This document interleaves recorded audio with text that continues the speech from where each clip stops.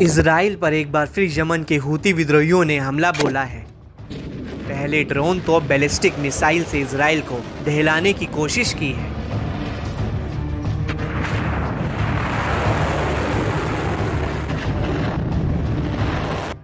बीते शनिवार 14 सितंबर को यमन के हूतियों ने इजराइल और उसके सहयोगी देशों के खिलाफ फरमान जारी किया था,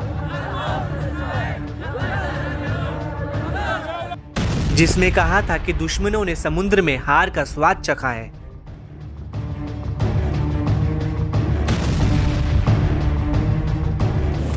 और समुद्र में जो हुआ वह जमीन पर होने वाली घटनाओं से बहुत दूर नहीं है। इस चेतावनी के 24 घंटे के भीतर ही यानी 15 सितंबर को दावा है कि यमन के हूतियों ने इजराइल पर एक बड़ा हवाई हमला कर माहौल को गरमा दिया है। इजरायली सेना ने बताया कि यमन से सेंट्रल इजराइल पर सतह से सतह पर मार करने वाली मिसाइल दागी गई। इससे राजधानी तेल अवीव और पूरे सेंट्रल इजराइल में हवाई हमले के सायरन बजने लगे, जिससे एक बार फिर इजरायलियों में दहशत देखी गई और उन्हें जान बचाने के लिए बॉम्ब शेल्टर्स की ओर भागना पड़ा। इजरायली सीमा में घुसकर एक और भीषण हमले से पूरे देश में हड़कंप मच गया है। इजरायली सेना ने बताया कि मिसाइल पूर्व से सेंट्रल इजराइल में प्रवेश कर रही थी, जो एक खुले इलाके में गिरी। फिलहाल किसी के हताहत होने की सूचना नहीं है। दावा है कि इस इलाके में तेज धमाके भी सुने गए, जिस पर सेना ने बताया कि ये मिसाइल इंटरसेप्टर से आए थे, जिन्हें लॉन्च किया गया था।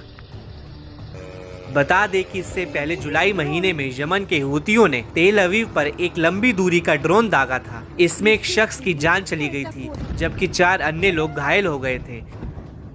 इसके बाद इजराइल ने यमन के होदैदा बंदरगाह के पास हूतियों के सैन्य ठिकाने पर बड़ा हवाई हमला किया था, जिसमें कम से कम 3 लोग मारे गए और 87 लोग घायल हुए।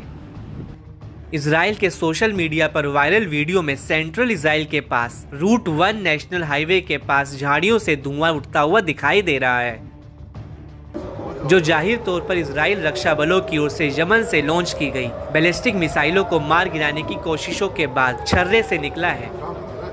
एक तस्वीर में तेल अवीव से करीब 25 किलोमीटर पूर्व में मोदीन के बाहरी इलाके में ट्रेन स्टेशन पर एस्केलेटर को नुकसान दिखाया गया है। इजरायली सेना ने कहा कि यमन से छोड़े गए बैलिस्टिक मिसाइल के बाद नागरिकों के लिए दिशा निर्देश में कोई बदलाव नहीं किया गया है। हालांकि ये साफ नहीं हुआ है कि मिसाइल को रोका गया था या नहीं।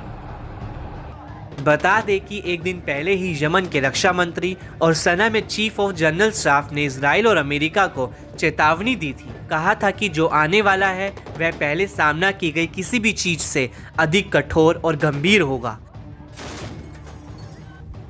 दोनों जनरलों ने होदैदा बंदरगाह को निशाना बनाने के इजरायली हमले का बदला लेने की कसम खाई।